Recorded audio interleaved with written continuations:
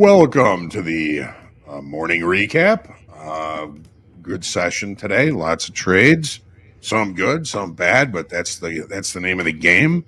Hope everybody had a nice weekend. We're going to start here in gold. Opening range got us short to 5 micros at 32.5360. Where are we? I want to get a little better look at the context of where we are. We opened above range, above value from Friday's session. All right, now let's take a closer look.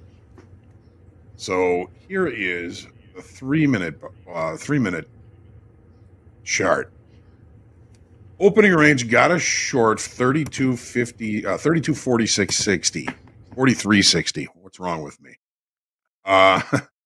We looked above the opening range just barely, swept all the stops up there. Fortunately, we had our stop set pretty far away on this one, which kept us in the trade. The market really chopped, finally started going our way as we were getting closer to the open in crude oil. And we took a few off at different places on the way down, locking in profits on those contracts of $392. We still have one on as a runner. Now, we've said we're not going to Lenny these trades. We're going to let it play out. We've taken price all the way back to the opening range, and now we're seeing the market continue to push lower. Did we leave a failed downside auction below the initial balance low?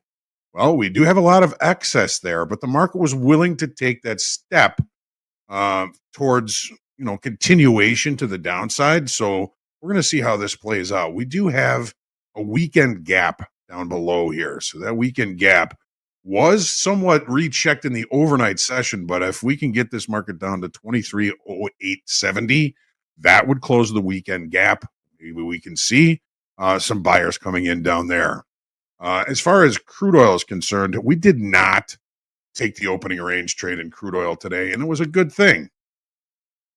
This is a 30-minute bar, and the market opened, in range, in value, in potential area for repair. And this is a really good example of repair.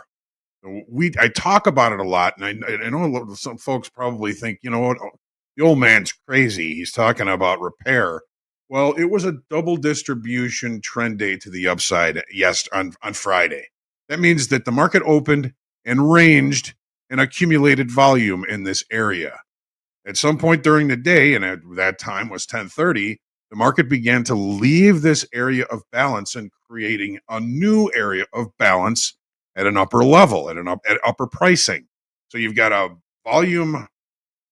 You got a volume spike here. You've got a volume spike here. You got some consolidation at the lows, leaving that consolidation, creating a consolidation at the highs. So these high volume nodes tend to be revisited when the market opens inside of them the following session.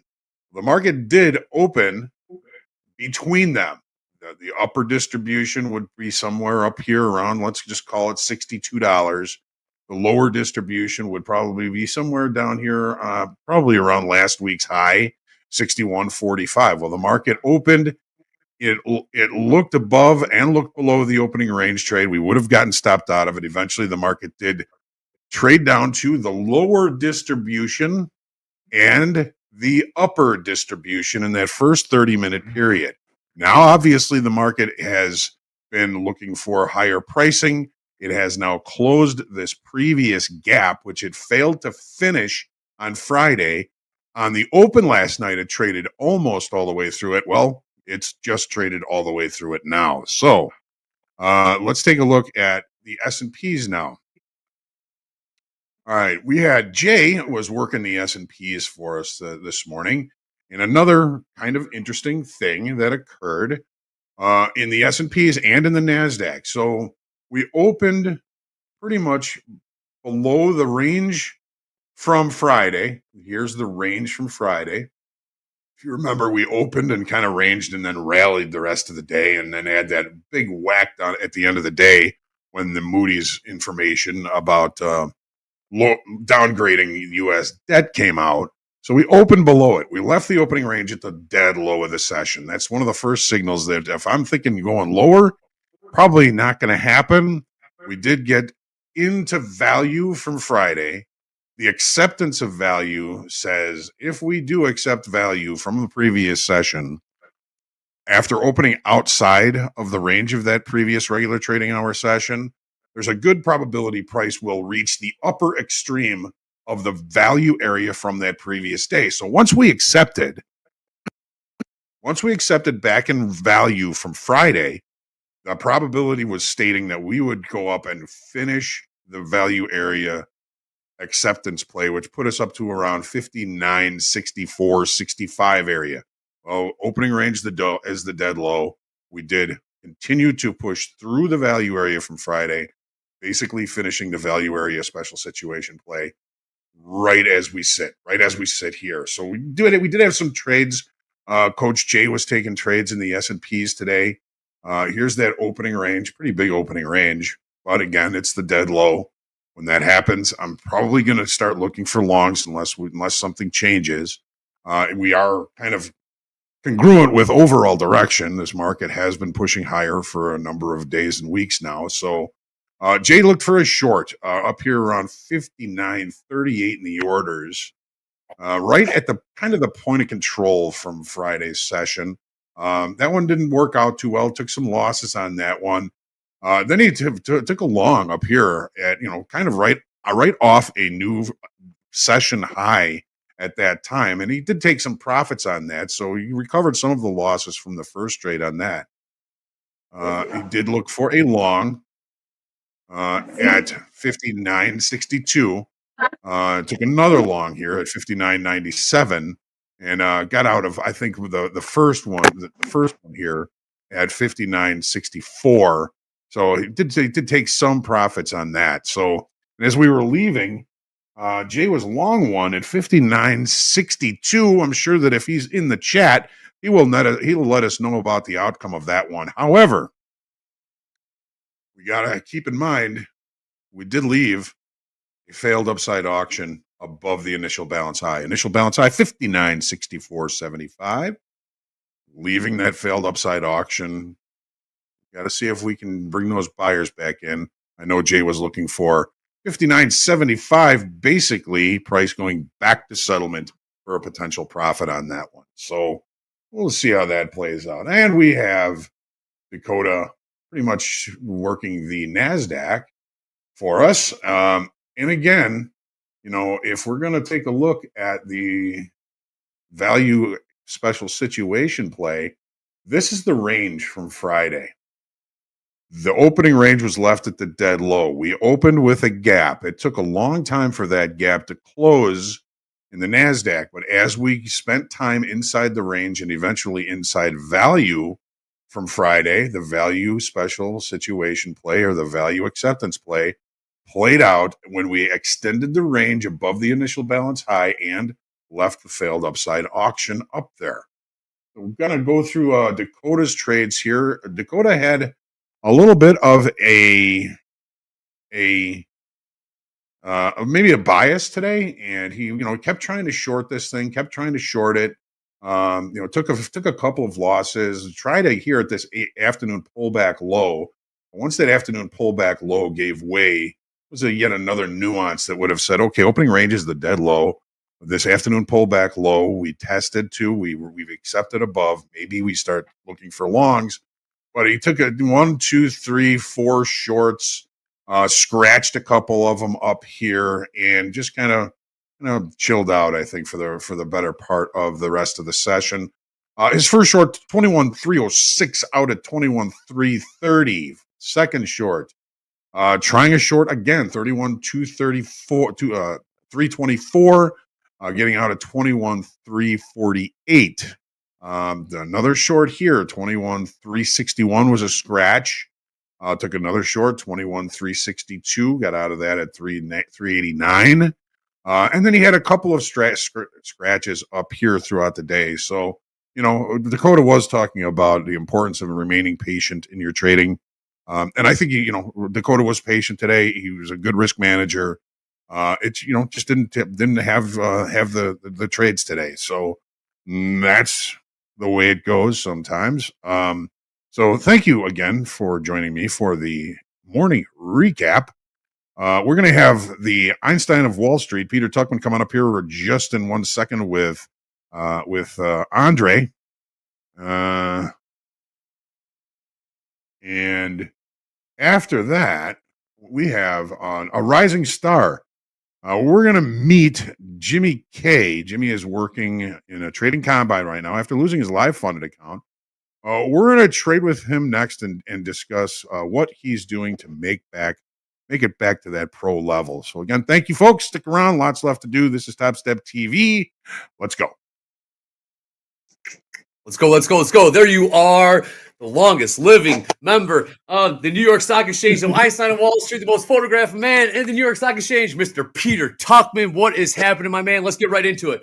On Friday, we talked about the MOC. We didn't know that Moody's downgrade was coming. What are your thoughts on that Moody's downgrade, and how does it affect us moving forward? Okay. Look, I there's not that much I can read into it. How significant is it? I mean, it's got to be somewhat of a big deal. I just want to respond how I want to interpret it, how the market's seeing it. And I think it was just an overreaction this morning, right? I mean, it was festering. It happened right after the close on Friday, right? And so it had the whole weekend to sort of, for all the news media just to marinate the thing and turn it into a much bigger deal than it was. I think one of the last times there was a good downgrade like this, there was a lot of more hair on it. It was in the midst of a bunch of other things that were going economically, and so that it was a bit of a problem. Shit, I got running out of battery. Anyway, no. So I don't think it's a big deal. I mean, to be perfectly honest, the way it's acting, it acts great. I'm going to go take this upstairs so I don't run out on you guys. But anyway, look how the market responded. I mean, we opened at the low and we've done nothing but rally back. I was listening to the gentleman before me, how talking about trying to put on a short, and it seemed technically like, why wouldn't we want to put a short on with all that negative news out? But where are you right now, Peter Tuchman? Where are you in the bowels of the New York Stock Exchange? Show us where you're at. I'm heading up from the cafeteria up to the trading floor. You guys don't ever get to see the trading floor too often, so we're going to go up there. So let's go. Go on the floor. Because I don't want to run out. Hold on, go on the floor. Yeah, stay with. Go on the floor. Look at this. Look at that. Look at that. Coming to you live from the floor of the New York Stock Exchange, Peter Tuchman. All right, where else do you get this? Where else do you get this besides Top Step TV? All right, only on Top Step TV. Right now. So let's talk a minute. Okay, so just look at the way the market's acting. It really, think about it. We had a really nice rally last week. No matter everything negative that's still happening, look, the Trump's attack on Walmart, that was a big thing. Normally, when you've got problems in Walmart, you would see that have a major effect on the market. Although it's affecting Walmart per se, it's not affecting the overall market. It really feels like people are trying to find a reason to keep buying this market. The rally we've seen, we've regained all the losses of the year. We're in positive territory for the year, except early this morning, we probably got taken below that, but we've rallied all that back. Where are we now? I mean, look, we're going to go off the highs. Right, so we're literally back in. Let me stay with me. Sorry. There he is. We're virtually. There he is. Stay with us. This is very cool. Go ahead, Peter. We're virtually back in green territory. The market feels strong. I think overall, we have a bunch of earnings coming out this week, and we'll see what that happens. Oh no! Sorry, guys. Hold on. It's just me. Isn't it funny when is your battery dead? Oh, is your battery dead? No, I'm charged. I'm fine. When people call you and you hang up, and they don't get the message and they keep calling you back, I always wonder about that. When somebody hangs up on me, I usually just back off. Anyway, you guys have to notice this. Somebody has designed a whole new Einstein of Wall Street apparel. It's coming out. It's going to be crazy. Anyway, let's talk about the market. The market is just acting really strong, and people are finding a reason to definitely buy this market. In the eyes of the Walmart, it's not a downgrade. It was just that Trump attacked Walmart and told them that they should eat the tariffs. I'm not really sure that made a lot of sense. But I think if it wasn't for the fact that news came out about the downgrade on Friday afternoon and they didn't mull it around all weekend, it wouldn't have had as much of an effect on the market. I mean, if you're an economist and you look at that downgrade as something significant, let's go back for a second. Why it was at all significant. One of the reasons that people believe that Trump was selling the market down, was doing that whole narrative from Feb 19th down and, into those lows that we were down 20%. His hope was that if we got the market low enough, that they would cut interest rates and they would be able to refinance the debt, right? That was one of the motivations of him selling the market down. Well, that didn't end up working out, because what ends up happening is, if you are in a high tariff environment, which creates low growth, and then you cut interest rates in a low growth environment, that's stagflation. And there's really no solution for stagflation, which is what everybody's fear is. So that's kind of that's the paradox at the moment. I know that he was doing a news conference this morning before he was on. I guess he's on with Putin at the moment.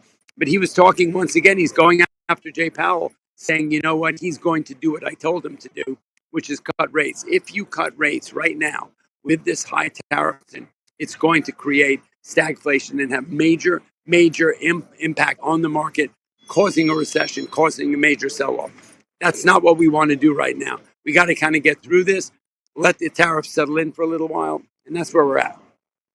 All right, cool. All right, enough of the markets. Hey, take us on a mini tour. What are we looking at? Show us the floor really quick. Where do they ring the bell? Okay. Can you show us that? Okay. Look at this. Let me walk. I got enough battery. Okay.